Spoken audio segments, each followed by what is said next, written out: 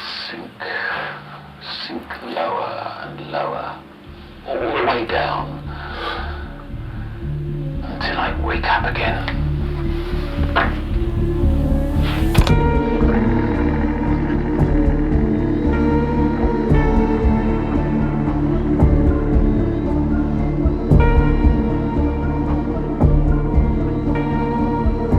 You're listening to The Sounds of Nightmares, an audio fiction series from the world of Little Nightmares.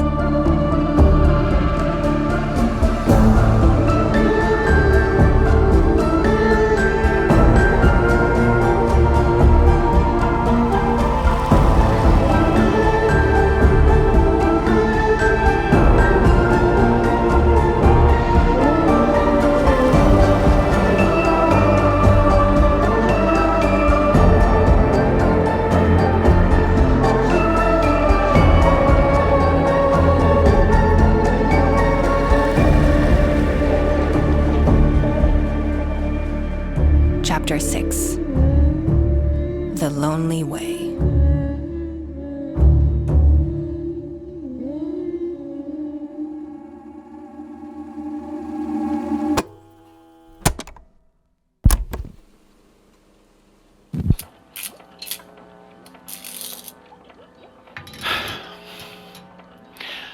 I repaired what I could of the apparatus, and though the monitor remains broken, I dare say it's as close to completion as it will get. I installed feedback resistors to maintain signal fidelity between host and guest, though who knows if it can hold off that leering horror from the other side. However, the most critical component is the least reliable, the oniric medium to carry the frequency, Noone.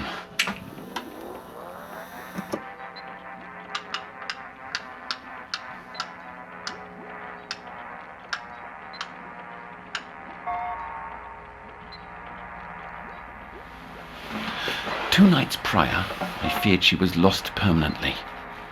Another transposition which lasted longer than any previous episode. Only as the sun rose did her body return, manifesting in the south wing courtyard. Ever since, Noone's been confined to her room under continuous observation.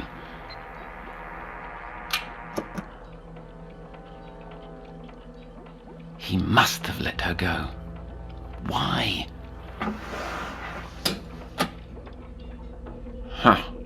To toy with me, so that I might feel powerless.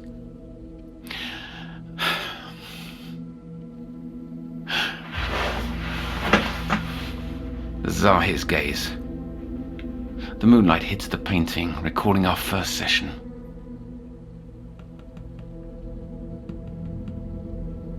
Yes.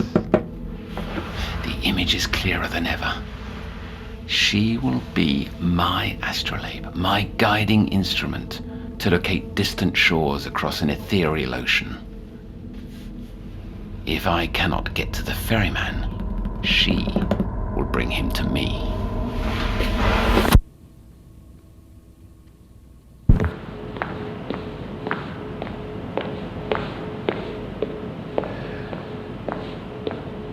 Take your leave, with my thanks.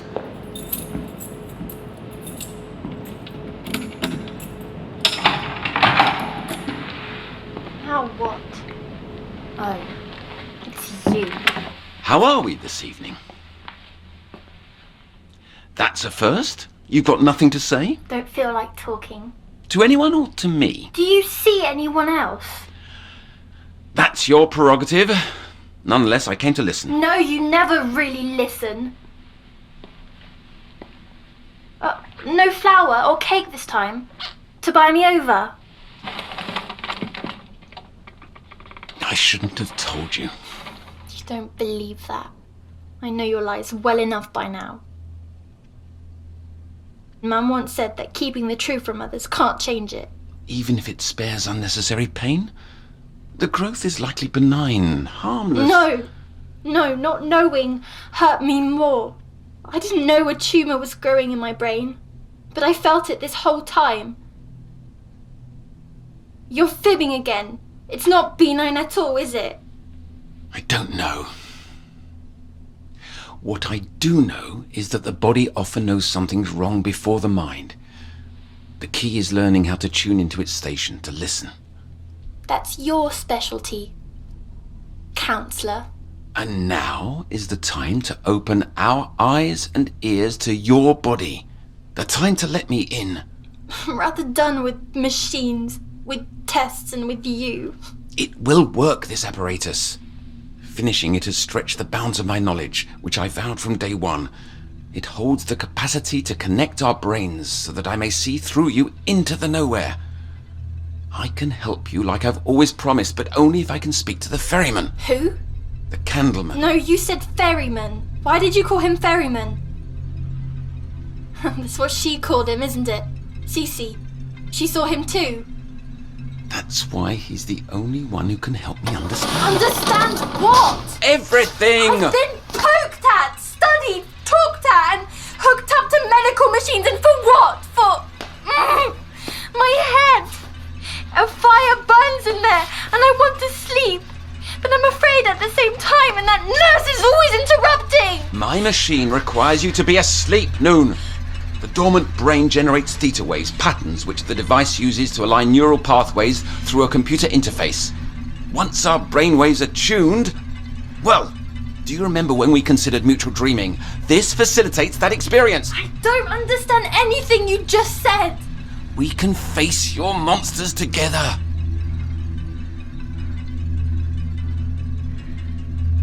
This machine, it means I get to sleep. Deeper than ever before.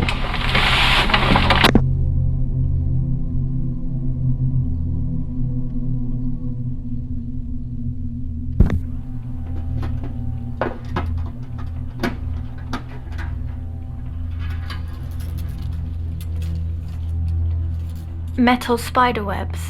What? Oh, these are resonator caps. One for each of us.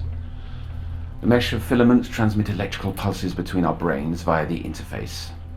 Non-invasive, harmless. I'll put mine on first to show you.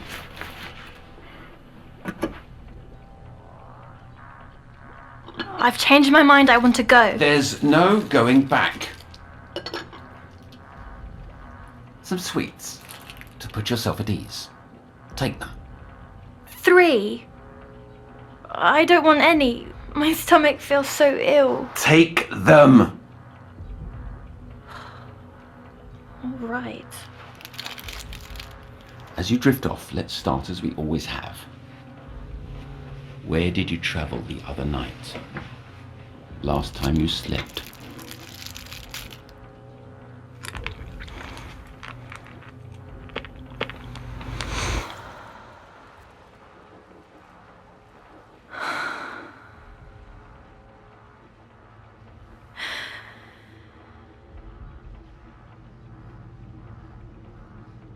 Soon as I closed my eyes, I drifted through an endless dark. After what felt like hours, I found myself in a musty, cluttered room. Mountains of patterned fabrics piled against the walls. A long wooden table was covered in scraps and tools, and a machine whirred behind the closed door across from me. A familiar, faint smell. Candy apples and enchanting sad music.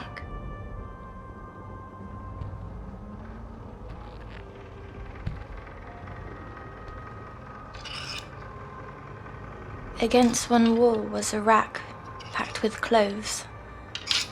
Too big for me, but just right for the armless, faceless mannequins around the room. They even wore outfits already. A white wedding dress splashed with dark stains. A purple suit and red bow tie. On a third mannequin, a black velvet cloak.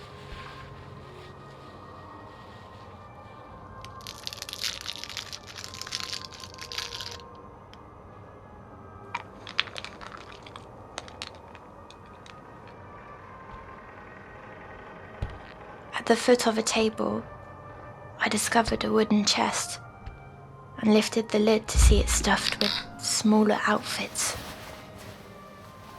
A doctor's coat, a pink tutu and shoes, and a yellow raincoat. Yellow? Was anyone else around? Only the puppet. What puppet? Up! On the table among spools of thread and needles and bits of ribbon, rusty shears stuck through his torso, pinning him down. I could almost feel the blades myself. He had a wide face, painted with a wide downturned mouth, sagging cheeks, glimmering black eyes. Twine with frayed edges dangled from his arm. The only one he had.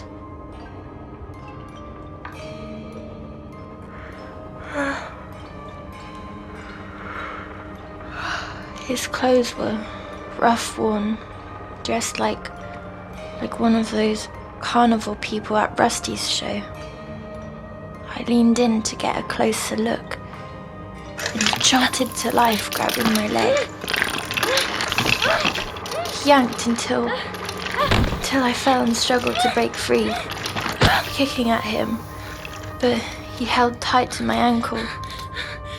Reaching for a nearby bottle, I smashed it into his head. He let go, and when he stopped moving, so did the music.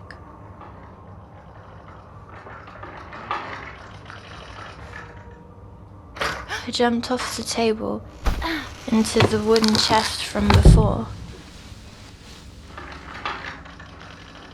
With the lid shut, I spied through the keyhole a new kind of mannequin in a beautiful dress stood in the doorframe, her back to me. Sleep your distinctive sleep.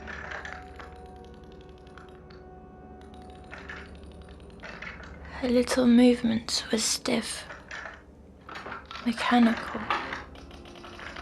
Her body was still while her neck began to twist.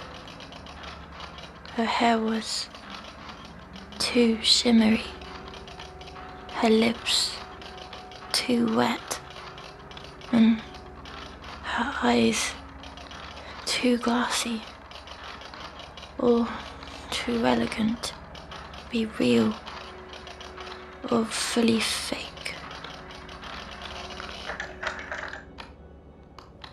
When her neck turned all the way, she saw the puppet on the table,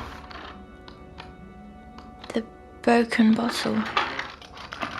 She started jittering. I burrowed into the costumes, trying to make myself invisible.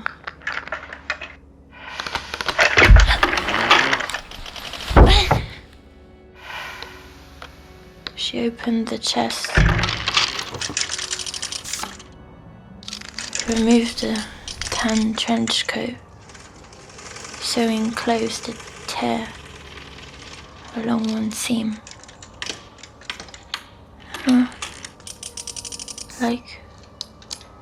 Like the nowhere had been sewing the pieces of me back together, strong again, pain-free.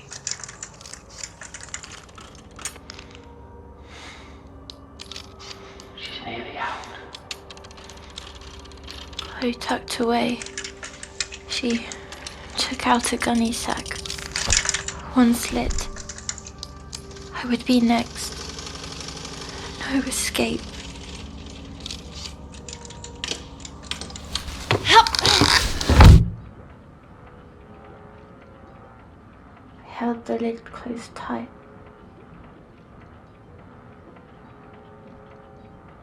but I can't keep it shut forever.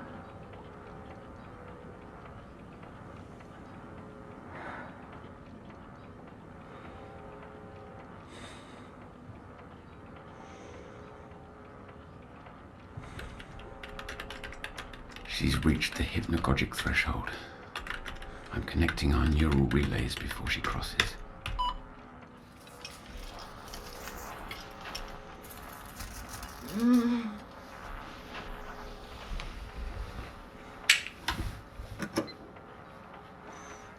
Harmonizing the frequencies, then I can put myself to sleep.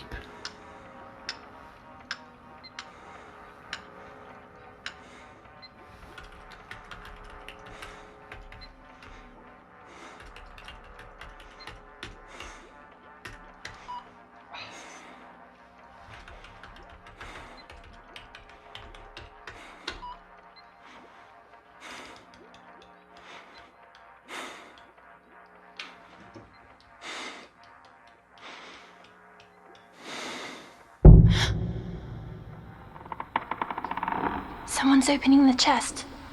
Right now. What? She can't be there yet. It's too soon. I can't see There's him. nothing to see. The perfect lady's gone. Only the dark. All around. I can't even see my hand in front of me.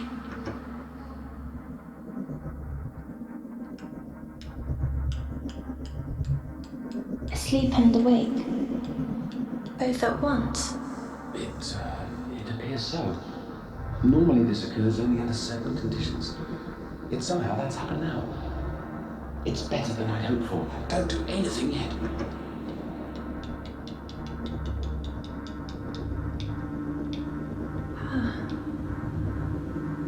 I was wrong. It's not darkness. It's a kind of mist. A mist so black and thin it only half exists.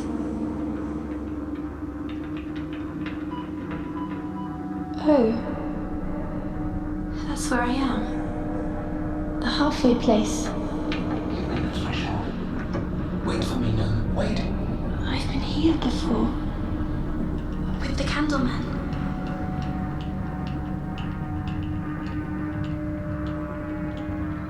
Close your eyes. Don't move. I can't. I'm sinking and floating.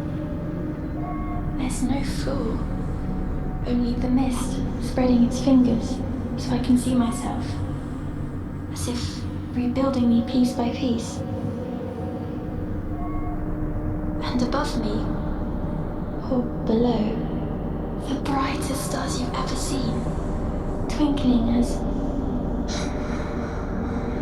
a million islands would.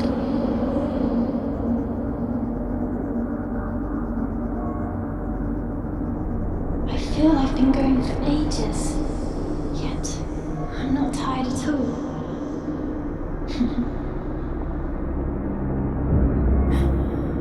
A shape in the distance. An outline of a door. Do you see it? No, listen. You must wait for me. I'll be there soon. Do not go towards that door without me. I'm so close. Whichever way I turn, the door is straight ahead. I'm getting nearer. It's ancient. The color of twilight, made of knotted wood. Oh. No, it's a liquid. Or both at the same time. And the frame. It squirms all about. And there's no doorknob. Only a shape at the center. The shape of an eye. What was that? Someone at the door? Come in. But I'm outside now.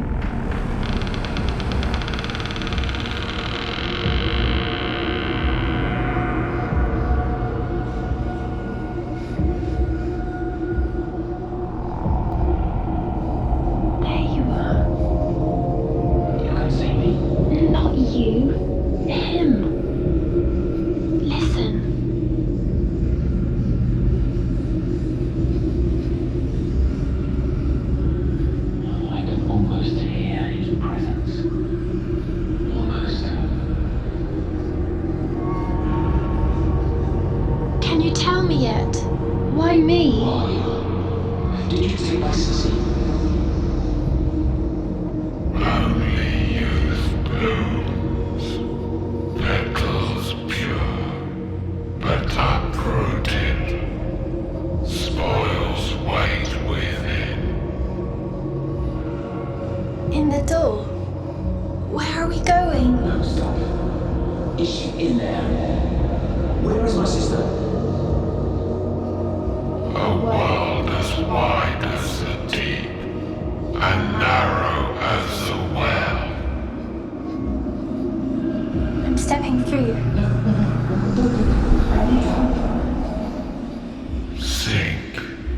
Sink into these tideless waters.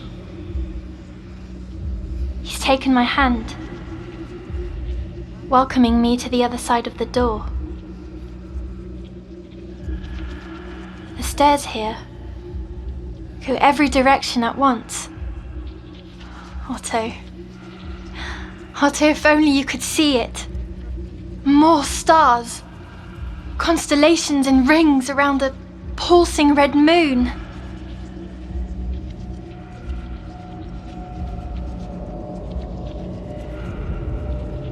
No. Not a moon. Not stars either. They're all eyes too. Every size and shape you could imagine. Watchful.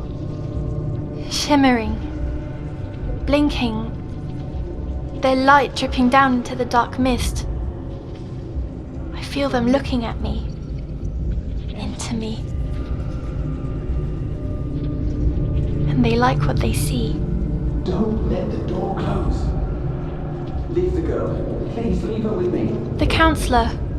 He wants to come. Too long in the tooth. I feed the spectrum's other end. I don't understand. Oh. He's been talking to you this whole time. I earned this. All my life I've waited. Let me cross, ferryman. You hear me? Invite me to your world. Otto says, A toe dipped, but to plunge you must be pushed.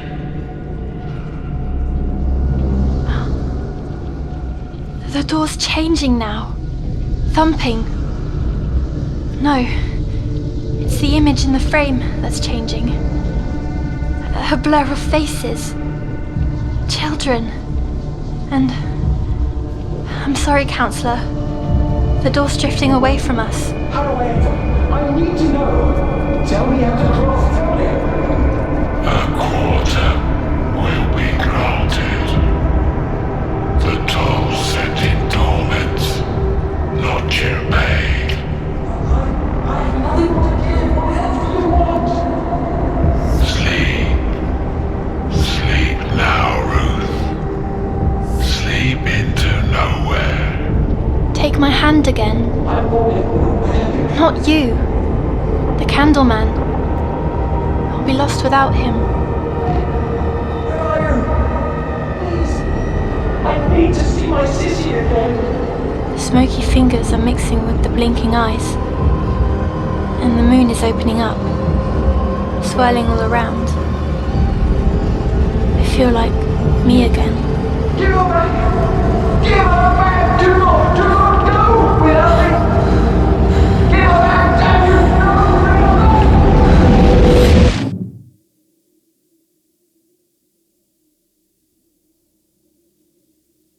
But it's still there. Why is it still here? That darkness.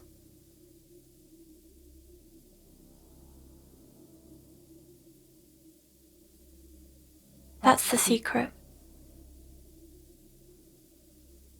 It hides in this place.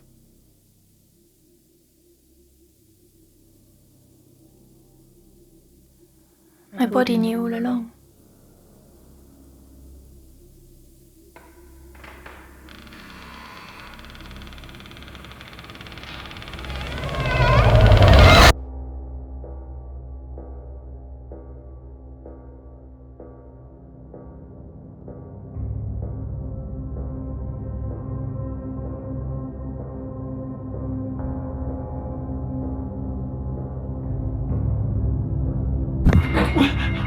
Where are you? Noone! Please!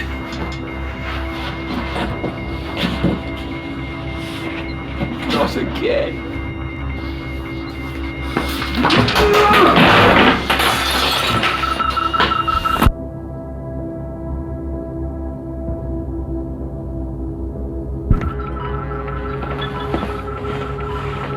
She abandoned me. She wanted to get away from me. Oh, Sissy, did you abandon me too? No, of course not. You wouldn't have.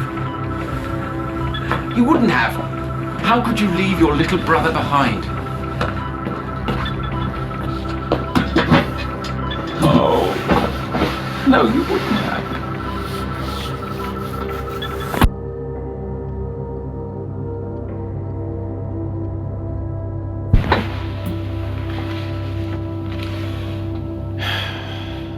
I swear I could hear what she was hearing. Couldn't I? The ferryman. He said, a quarter will be granted? For whom? And a toll was to be paid? To enter the nowhere? Is that right? It could have been meaningless drivel. Another trick.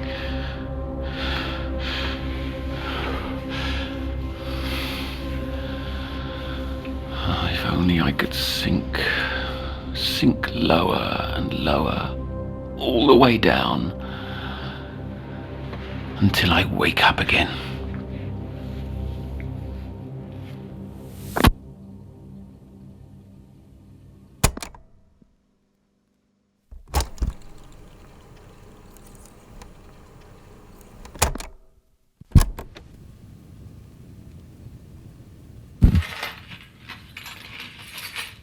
What a terrifying burden this is, knowing the laws of space and time are blithe to themselves.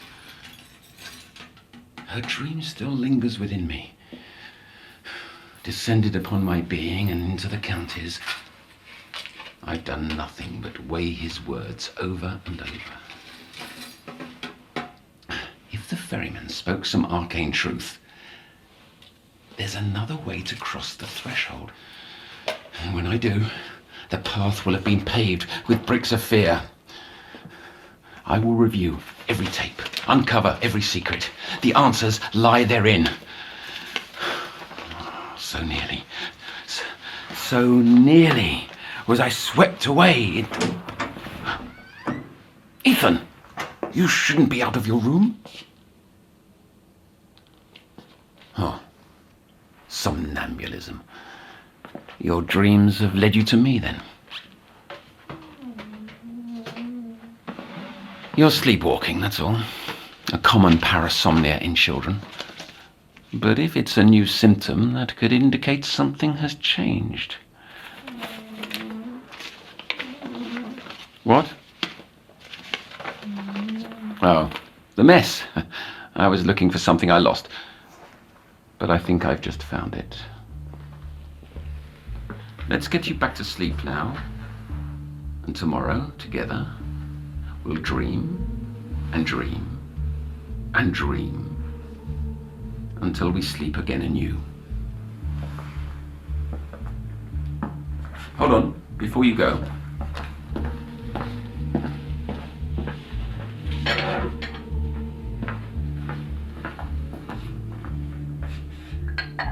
Take one, my good boy. That's right.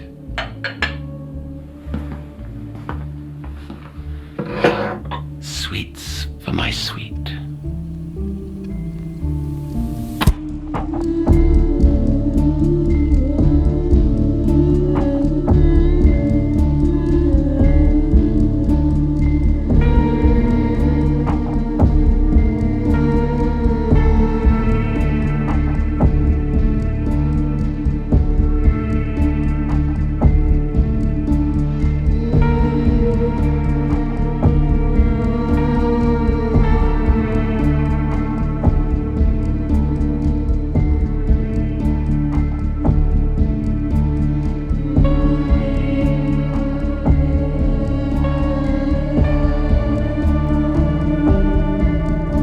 just listened to the last episode of The Sounds of Nightmares, based on Little Nightmares from Bandai Namco Europe. This episode was written by Eugene Myers and Lonnie Nadler.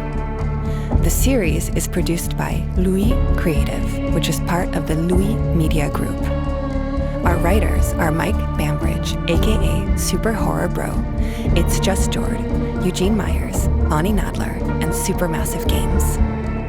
Editorial supervision by Adizé Debar and Lonnie Nadler. Noone is played by Amy Pursehouse, and Otto by Kester Lovelace.